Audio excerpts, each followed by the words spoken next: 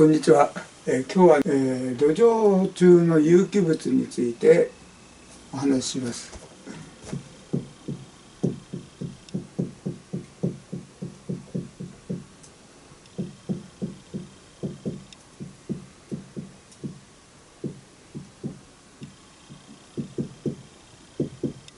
土壌有機物はいわゆる腐食という形ですね。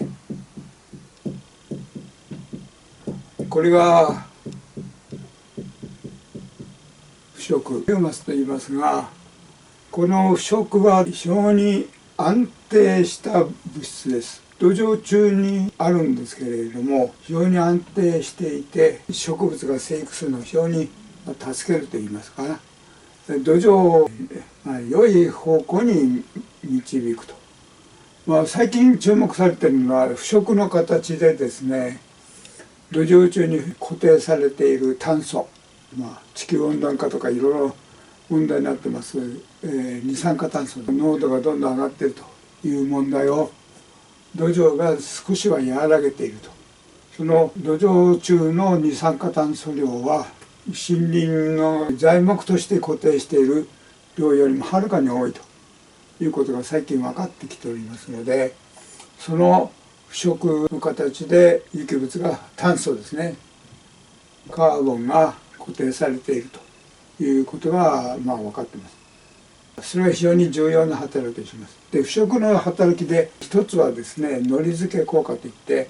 土壌粒子を結びつけて大きな団粒という形にする。団粒一つ一つをですね、こういうふうに、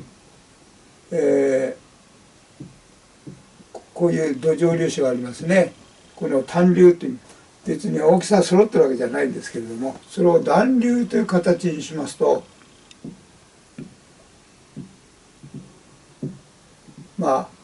式的に書くとこういう形になるわけですね。団粒、また別の団粒がこういうふうにあると。そうすると非常に隙間が多くなるわけですね。土壌中の隙間が多くなる。ここには空気が入る。そして表面積が全体が多くなりますから、粘土粒子なんかですね、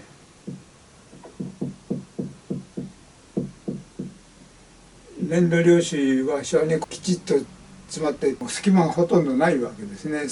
粘土粒子に隙間が多かったら陶器にならないわけですけれども、粘土粒子の隙間を多くする。逆に言うと、有機物が腐食が多い土壌は焼き物には向かないわけですけれどもね、このような団粒という状態にするというのが非常に大きな役目ですね。それから肥料成分ですね。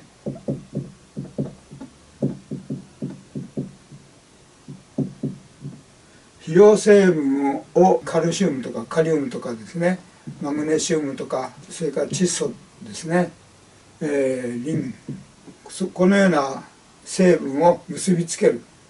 土壌に結びつける、逃げ出さないようにする、こういう働きをしております。リンや窒素はちょっと違う面もあるんですが、こういうようなカリウム、カルシウム、マグネシウム、このような肥料成分は土壌の有機物と非常に結びつきやすいということですね。それをですね、人工的に作るのがいわゆる堆肥です。